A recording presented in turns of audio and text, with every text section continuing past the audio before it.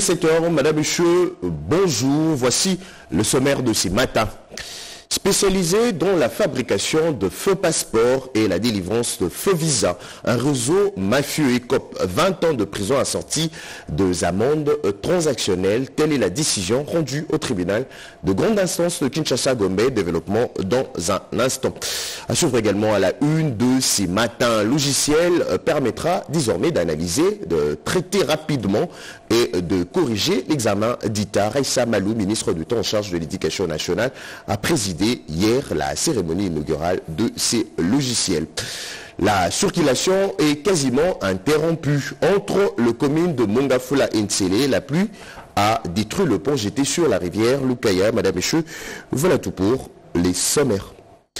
20 ans de prison assortis de amendes transactionnelles pour un réseau mafieux spécialisé de la fabrication de faux passeports et la délivrance de faux visas. Telle est la décision rendue au tribunal de grande instance de Kinshasa-Gombe. On commence avec Chimène Dodo.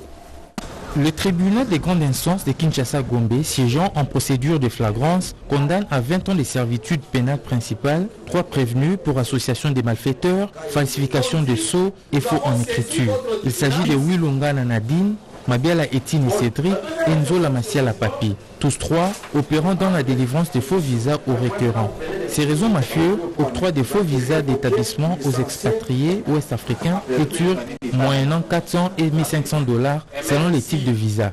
En phase d'instruction, il s'est avéré que Wilunga Nadine était chargé d'apporter les spécimens des sceaux et signatures des autorités de la DGM. Mabiala Etine Cédric était chargé de la délivrance des passeports aux requérants après que le visa ait été apposé. Et pour Nzola Masiala Papi, il était chargé de la production des notes de perception et de bordereaux de paiement bancaire. Le tribunal qui les a reconnus coupables des infractions mises à leur charge a prononcé son verdict. 20 ans de servitude pénale et une amende de 1 million de francs congolais. Les infractions d'association de malfaiteurs, des faux en écriture et des falsifications de sceaux, mise à charge de prévenir Kayembemou Lamba Simon. Par conséquent, l'anarchie et les renvois libres de toute fin de poursuites judiciaires sans frais. Il faut noter que le prévenu Kayembe a été acquitté. Il y a quelques jours, ces réseaux mafieux étaient pris la main dans les sacs par les services de police et de la Direction générale des migrations. Ce jugement est un signal fort que la DGM, sous l'œil vigilant de son directeur général, Roland Kachantoale, à l'endroit de ces réseaux mafieux qui délivrent le permis de séjour en lieu et place de la DGM, la seule voie officielle. Pour vous, la chronique de ce matin est signée Edith Chala sur la dernière sortie du président rwandais. La célébration des Kwibuka 31 à Kigali au Rwanda finit par faire tomber les masques. Le mensonge a atteint ses limites. Toute la construction autour de cet événement tragique, le temps s'est chargé d'en nettoyer la saleté et la situation dans l'est de la RDC a prouvé que les chantres de la thèse actuelle à Kigali ont aussi les mains dans le sang que les génocidaires de 1994. Beaucoup de massacres ont eu lieu dans l'est de la République démocratique du Congo et les auteurs sont pour certains dans ces célébrations des Kwibuka depuis 1995. En 1994, des centaines de milliers de personnes de la communauté Tutsi ont été sauvagement assassinées, les Hutus modérés et les Tutsis aussi. Parler du génocide rwandais est donc une vérité historique. Il est urgent d'agir pour que ça ne se reproduise plus, ni au Rwanda, ni ailleurs, surtout pas en RDC. Cependant, ces tristes événements ont servi de rempart pour une tyrannie meurtrière, ont fourni des excuses pour des invasions répétitives dans l'est de la RDC, avec des millions de vies humaines fauchées, un véritable génocide en cours. Le récit qu'on en faisait a culpabilisé certaines puissances au point de les faire oublier les bandits. Interpelle le directeur général du service géologique national du Congo sur la gestion de ressources humaines et du parc automobile, tout en exigeant de comptes sur la gestion jugée opaque du fonds minier pour la génération future. Anem Balaka et Patrick Badibanga. C'est un hommage vibrant à ces femmes valeureuses et courageuses que l'honorable Catherine Sakombi leur a rendu pour avoir efficacement joué leur rôle de gardiens de la société congolaise. Ces femmes engagées qui, chaque jour qui passe, donnent le meilleur d'elles-mêmes. Lorsqu'il y a lieu de rendre hommage à des femmes d'exception, aucun mot ne saurait véritablement rendre justice à la hauteur de leur réalisation. C'est pourquoi, entre mes mains, cette œuvre une silhouette dorée, bien au-delà de la maternité qu'elle symbolise pour le sculpteur, incarne pour moi la résilience, la force, l'altruisme, la tendresse, l'essence de la femme africaine, plus précisément de la femme congolaise, gardienne de nos valeurs. J'y vois également la silhouette d'un continent, un continent en attente de reconnaissance, d'émergence. Un continent qui ne s'élèvera pleinement que lorsqu'il reconnaîtra la voix, la sagesse, la créativité et le leadership de ses filles et de ses mères. Des ministres honoraires aux anciennes présidentes des institutions, toutes ont été primées pour leur gestion rigoureuse de la chose publique. Aujourd'hui, nous mettons donc à l'honneur ces femmes qui, par leur engagement politique et leur vision, ont contribué à écrire des pages majeures de notre histoire. Chacune des femmes que nous primerons aujourd'hui incarne une des facettes de cette œuvre. Un discours magistral prononcé devant le président de la Chambre basse du Parlement, l'honorable Vital Kamerhe. Vous avez suivi deux images de femmes députées primées. Vers un pas important franchi dans l'amélioration de prise en charge sociale de militaires et policiers. Ils font désormais partie du régime de sécurité sociale au même titre que les agents de l'État. Le sujet était au centre des échanges entre le vice-premier ministre de la fonction publique et celui de l'Intérieur, Nadine Kilo-Chaussé de Kenina et Moké Malouma. Conformément à la vision du chef de l'État Félix Antoine Tshisekedi Tshilombo, la loi portant régime de sécurité sociale des agents publics de l'État est déjà opérationnelle, même pour ce qui concerne le personnel de la police et de l'armée. C'est dans ce cadre que les vice-premiers ministres, ministre en charge de l'Intérieur Jacquemain Chabani et le vice-premier ministre en charge de la fonction publique Jean-Pierre Liaou ont co-présidé jeudi 10 avril 2025 une réunion hautement stratégique sur la mise en œuvre effective du régime de sécurité sociale des policiers et militaires par la Caisse nationale de sécurité sociale des agents publics de l'État CNSAP. Cette réunion a permis de prendre d'importantes mesures en prélude du lancement officiel du régime de sécurité sociale des militaires et policiers qui devra intervenir à la fin de ce mois d'avril. C'est significatif que la République, le gouvernement puisse considérer davantage ses fils et ses filles qui sont sous le drapeau. Encore que nous envisageons déjà, nous aussi à la police, un recrutement pour renforcer et redorer notre police nationale. Une telle campagne va nous permettre de toucher les jeunes, les attirer vers cette fonction et profession noble. Cette réforme qui garantit une protection digne et équitable aux militaires et policiers prévoit notamment une meilleure prise en charge des risques professionnels liés à l'invalidité et au décès. Les militaires et les policiers qui vont être mis à la retraite désormais vont être pris en charge automatiquement par la CNSAP. Avec la mise en œuvre effective de cette réforme, le gouvernement marque un pas décisif dans le processus de la révolution sociale, de la protection des forces de l'ordre et des militaires, en leur assurant une couverture sociale complète et pérenne. L'agression rwandaise sur le sol congolais est un frein à l'agriculture en RDC. Au sommet mondial sur la nutrition, le ministre de l'Agriculture a démontré les conséquences de cette barbarie rwandaise qui bloque le développement dans l'est de la RDC. En mission officielle en Europe, le ministre d'État de l'Agriculture et Sécurité alimentaire, Grégoire Muchaïl-Moutombe, a participé au sommet mondial sur la nutrition pour la croissance avec comme thème principal « Ensemble pour nourrir le monde ». Plusieurs pays du monde ont participé à cette rencontre alimentaire basée sur les réflexions afin de formuler des recommandations pour mieux nourrir le monde et surtout un monde sans faim. Après la France, l'homme à la cravate verte s'est rendu en Turquie où il a visité les installations de Lucas Holland, l'une des grandes entreprises agricoles de l'Europe spécialisée dans la fabrication des matériels agricoles, des silos de stockage, des usines et autres équipements de transformation des produits agricoles. Au-delà de cette visite, le ministre d'État a échangé avec les responsables de cette firme pour comprendre leur mode de fonctionnement. Leur expérience pourra également permettre à la République démocratique du Congo de créer des entreprises agricoles de grande taille capables de produire et transformer sur place. Avec le staff de cette entreprise turque, il a vérifié les types de matériel, les types de produits transformés et leur mise sur le marché international. Rappelons que l'homme à la cravate verte reste sur sa ligne de matérialiser la vision du chef de l'État, Félix-Antoine Tshisekedi Tshilombo, sur la revanche du sol sur le sous-sol portée par le gouvernement souminois. Des résultats sont déjà palpables avec la campagne agricole saison A qui, dans certains coins du pays, les prix des produits commencent à baisser, notamment le maïs. Je le disais à l'entame de cette édition, dans le secteur de l'éducation nationale, un logiciel permettra désormais d'analyser et de traiter rapide les épreuves de l'examen d'ITAR. Aïcha Malou, ministre d'État en charge de l'éducation nationale, a présidé la cérémonie inaugurale. Anastasie Dombo.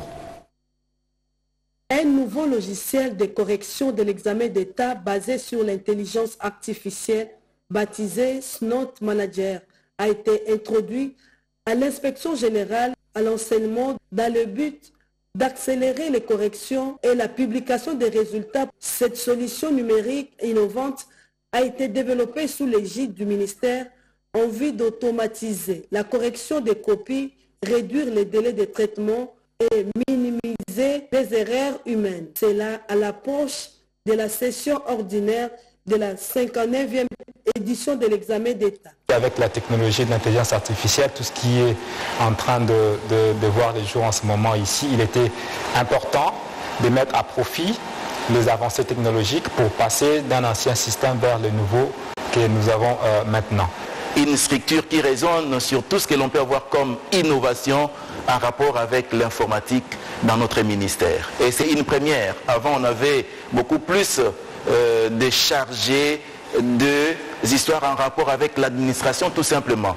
Lors de l'inauguration, la ministre d'État, ministre de l'Éducation nationale et Nouvelle Citoyenneté, Aïcha Malou, a effectué une visite de nouvelles installations en compagnie du vice-ministre et de l'inspection générale à l'enseignement.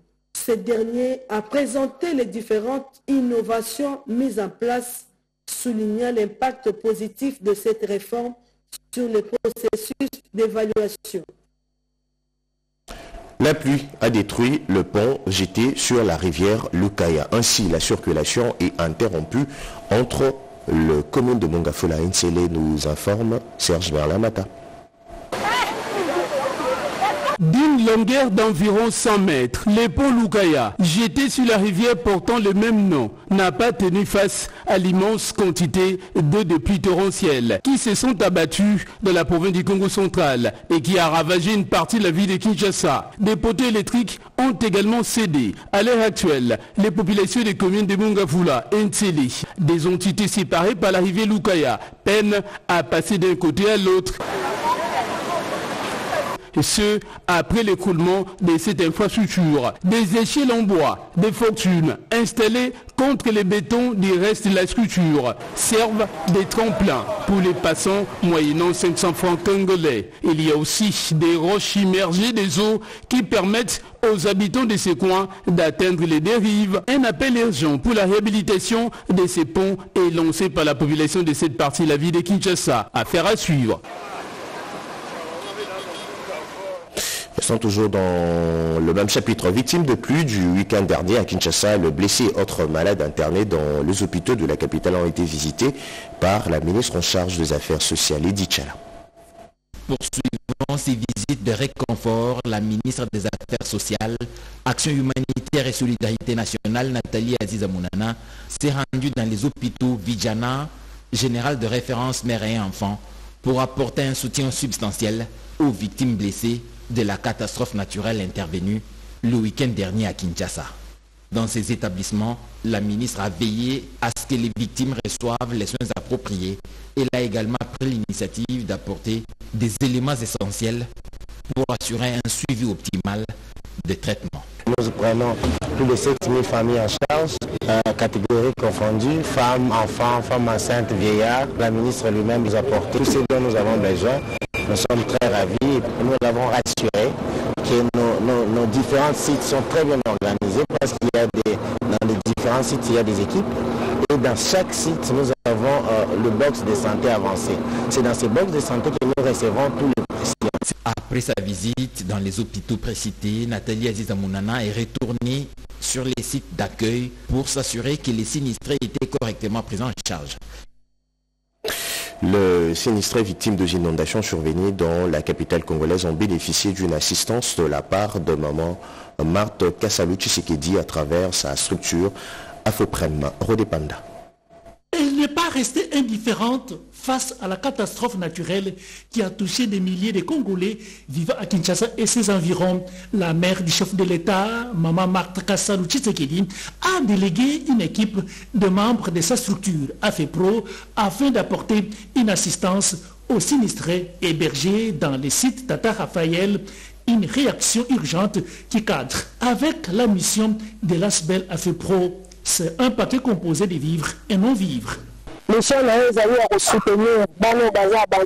mission est de soutenir les démunis et personnes en souffrance. Cette situation rentre dans cet objectif. C'est ainsi qu'elle a pensé assister ces sinistrés. Cette première visite n'est pas la dernière, a souligné la vice-présidente de la FEPRO. Maman est très touchée par ces drames. Ces gestes témoignent de son affection. On doit apporter son appui. Le ministre provincial de la Santé de Kinshasa, qui a reçu la délégation, et l'un des sinistrés ont remercié Maman Marthe Kassalou à travers la FEPRO pour ses gestes philanthropiques. Vous avez choisi les biens les plus importants pour nous à ce moment, et puis le mot c'est seulement le remerciement et que Dieu vous rende sentir. Au nom de tous les sinistrés, nous tenons vivement à présenter nos remerciements, son Excellence, Monsieur Antoine Tshisekedi, pour avoir sauvé des vies. On était rescapés, on a perdu des choses, mais il n'a pas permis à nous de perdre des frères et sœurs. Un verre d'eau offert à une personne en détresse marque de l'empreinte dans son cœur. Il s'agit de la structure AFEPRO. L'eau potable coule désormais au quartier d'Ouzanjili et à Yolo Sud dans la commune de Kalamou. Le dirigeant de la régie des eaux rassure que l'usine de traitement de Ndjili va bientôt reprendre son fonctionnement normal. Après près de 4 jours de pénurie, l'eau potable est de retour au robinet des habitants de la partie est et centre de la ville de Kinshasa. Ce retour de l'eau potable est un soulagement pour les habitants qui appellent les autorités à garantir la pérennité des services afin de ne plus revivre une telle situation. Et je crois qu'elle est en train d'arriver à la fin. Nous espérons que dans les 24 heures qui viennent, la situation sera totalement normale et chacun vaquera à ses occupations de manière normale comme d'accoutumé. À ce jour, la régie des ESA s'attelle à la tâche pour un approvisionnement régulier des différents quartiers de la partie est et centre de la ville en eau potable. Ce soir, nous allons remettre 2 autres pompes en service vers les petites heures du matin. Je crois que quand les gens se réveilleront demain, nous aurons déjà 5 groupes motopompes en fonctionnement au captage de Ndjili, ce qui est notre fonctionnement normal de chaque jour, parce que cela amène la capacité de production dans l'ordre de 330 000 m3 jour. Malgré ces différents défis actuels, la régie des OSA reste déterminée à bien accomplir et remplir sa mission et sa raison d'être, celle de donner toujours de l'eau potable à toute la population congolaise, comme le veut le chef de l'État Félix Antoine Tshisekedi Tshilombo. Tout à fait autre chose, ils sont de la 5e promotion à l'école de guerre de Kinshasa. 6 officiers de la police et de l'armée de la RDC, aussi de certains pays africains et européens étaient à la télévision nationale. Le pourquoi dans ces récits d'Odilon Kayuma. Au total, une trentaine d'officiers supérieurs de la 5e promotion de l'école de guerre de Kinshasa, notamment du Gabon, du Sénégal, de la France et d'autres pays ont visité les différents studios stratégiques de la radio-télévision nationale congolaise, RTNC. Ces derniers, très réceptifs, ont reçu des responsables de la production des émissions, du journal télévisé et de la technique, des explications claires sur la production audiovisuelle de manière générale. Bref, faciliter à ces futurs stratèges militaires à concilier la théorie apprise, entre autres, dans les cours de communication opérationnelle à la pratique. En tout cas, les impressions sont satisfaisantes. Je suis contente qu'au niveau de la RT, la RTNC, la gente féminine soit respectée. Les hôtes de la RTNC ont visité aussi les différents quarts de reportage, ici des matos de haute volée appréciés. J'ai vu des équipements très neufs, les 4 ou 5 cars régie qui datent de l'année dernière, des équipements qui sont assez onéreux et à la pointe de la technologie. Je pense que vous avez là un bel outil de travail qu'il va falloir utiliser. Enfin, les militaires ont salué le dévouement sans faille des cadres et agents de la RTNC et surtout l'esprit managérial de la directrice générale Sylvie Elengue Niembo, bien sûr, sous l'encadrement du président du conseil d'administration, Floribert Muboto. Coopération culturelle entre la RDC et le Venezuela. La ministre de la Culture a échangé avec l'ambassadeur extraordinaire et plénipotentiaire du Venezuela, accrédité à Kinshasa. Cette rencontre entre la ministre de la Culture, Art et Patrimoine, Yolande Elébé Mandembo, et l'ambassadrice extraordinaire et plénipotentiaire de la République bolivarienne du Venezuela en RDC, Laura Evangelia Suarez, fait suite à la présentation de sa lettre de créance au chef de l'État Félix Antoine Tshisekedi la veille. La diplomate vénézuélienne a souligné l'importance de cette visite, mettant en avant les similitudes culturelles entre le Venezuela et la RDC, ainsi que l'opportunité d'établir des échanges enrichissants entre les deux nations. Le domaine musical a arraché un intérêt particulier où les genres tels que la salsa vénézuélienne et la rumba congolaise pourraient servir de pont pour des collaborations culturelles. Laura Evangelia a également évoqué les puissants potentiels de la culture en tant que moyen de rapprochement entre le peuple à travers notamment les partages des traditions ancestrales. Et aujourd'hui, j'ai ma première visite de culture aussi avec la ministre de Culture, Art et Patrimoine, parce que Venezuela et Congo, il y a les cultures similaires. Si vous me regardez, je suis une femme noire. Si j'étais dans la route, quelqu'un peut penser que je suis congolais, je suis vénézuélien. Mes sens viennent de l'Afrique, peut-être c'est d'ici, du Congo, je ne sais pas. Cette rencontre marque le début d'une série d'initiatives visant à renforcer les liens culturels entre le Venezuela et la RDC, ouvrant la voie à des futures collaborations et échanges. Tout à fait autre chose, la procédure cadastrale et le délai légaux qui régissent le secteur minier en RDC doivent être respectés pour éviter la déchéance de titres miniers. Ces textes ont été expliqués aux professionnels du secteur minier à l'ouverture du café juridique. Lucie Mavich-Senda et Patrick Achala. Que disent les procédures cadastrales et les délais légaux? Les mandataires en mines et carrières, les opérateurs miniers et les services spécialisés dans ces secteurs ont été édifiés sur les deux concepts. Une initiative du cadastre minier à travers sa direction juridique. Les procédures cadastrales constituent la colonne vertébrale de la gestion du domaine minier.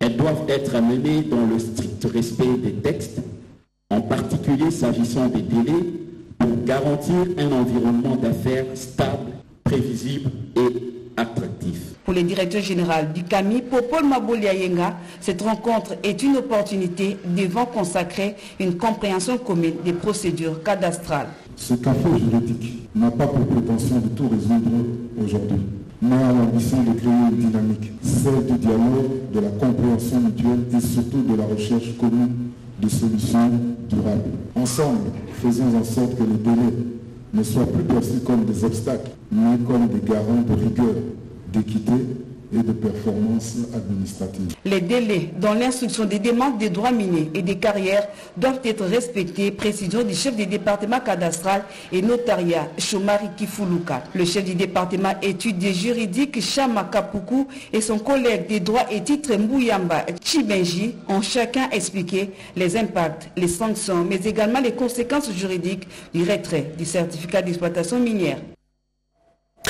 Clôture mercredi dernier de l'atelier national sur la gestion de l'eau. Madame Béchou, voici les recommandations formulées par les experts Bobette Yanga et Papi Mbongo. À l'issue des 3 jours de travaux de l'atelier sur la gestion durable de l'eau, des recommandations prioritaires ont été formulées. La RDC doit impérativement se doter d'un cadre politique du secteur de l'eau. La recommandation principale, c'est de mettre le cadre juridique en place. La RDC a déjà commencé avec une loi de l'eau en 2015 et puis on est en train d'opérationnaliser l'Office congolais de l'eau et c'est pour ça qu'on est là. Donc ça, c'est la première chose. La deuxième chose maintenant, c'est d'avoir un plan. On a proposé une vision, il faut que le gouvernement l'adopte. On a identifié des priorités.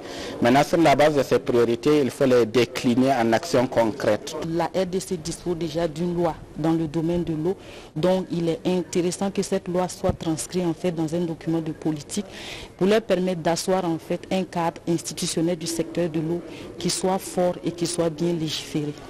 Avec l'expérience des autres pays africains, la RDC projette déjà la mise sur pied de l'Office congolais de l'eau. La grande chose qu'on va faire, c'est mettre le cadre juridique qu'il faut, nous en avons, mais surtout faire l'opérationnalisation de l'Office congolais de l'eau. Toutes les parties prenantes à la gestion de l'eau sont unanimes. La République démocratique du Congo, avec ses 52% d'eau douce, a déjà posé le jalon d'une gestion durable de ses cuvettes. Au secrétariat général numérique, après 8 mois de suspension provisoire, l'ingénieur Bertin Matombo, réhabilité, vient d'être installé. William Tunakov. C'est après 8 mois de suspension provisoire à titre conservatoire que le premier secrétaire général au numérique, nommé par ordonnance présidentielle, ingénieur Bertin Mantobo Menetoudia, a repris ses fonctions et a été installé officiellement dans son confortable bureau de l'avenue Loubefou dans la commune de la Gombe à Kinshasa suite à une décision salutaire du vice-premier ministre, ministre de la fonction publique, par l'arrêté numéro 009 du 29 mars 2025. C'était au cours d'une cérémonie solennelle supervisée par l'inspecteur général de l'administration publique, mercredi 9 mars 2025, conformément au statut du personnel des carrières des services publics de l'État à la grande satisfaction des cadres et agents de cette administration publique. Son Excellence, Monsieur le Vice-Premier ministre, ministre de la fonction publique, nous lui exprimons toute notre gratitude pour avoir tenu sa promesse de dire le bon droit avec équité et justice, car la vérité, c'est Dieu. Nous tenons à remercier également son Excellence, Monsieur le ministre des Postes, Télécommunications et Numérique, Augustin Kibasa Maliba, pour ses efforts inlassables dans l'opérationnalisation effective de notre chère administration. Que son Excellence, professeur docteur Désiré Kassoumir Eberal, trouve ici également l'expression de notre reconnaissance pour avoir posé le premier socle de notre chère administration. Le numéro 1 de l'administration publique numérique a par ailleurs lancé un appel au travail dans la cohésion, la paix, la discipline et l'abnégation. Et pour terminer, le résistant patriote Wazalendo et le FARDC, cantonnés dans le territoire de Mwenga et Kamituga, ont reçu une assistance. Les autres détails dans ces reportages signés Cédric Kenina. Après sa motion d'information du 4 avril, motion liée à la prise en charge du brave Wazalendo et forces armées de la République démocratique du Congo dans le territoire des Mwenga, celui qui est le meilleur élu, Lutala Moutiki Trésor, a affecté ses émoluments pour apporter des vivres et non-vivres aux résistants patriotes à Kamituga et ceux du territoire des Mwenga. Le maire Alexandre Boudia et l'administrateur du territoire des Mwenga ont témoigné de leur gratitude. Ces dons de l'élu des Mwenga, Trésor Moutiki, tombent à point nommé. Par ailleurs, l'on se souvient du geste de cet élu national lors du lancement de la toute première opération. Il s'agit d'un geste en faveur de Wazalendo regroupé au stade Founou le 2 février dernier dans la ville de Bukavu. C'était votre journal de la rédaction coordonnée par Mireille Ndeke, réalisé par Maxime Androkwa et Mamita Longoulou, assisté de Joseph Nzezo, Émile Zola, Shora Manzanza, Ruben Kumbu, Alangalia et Riban. Pays à toutes et à tous. Bonne journée.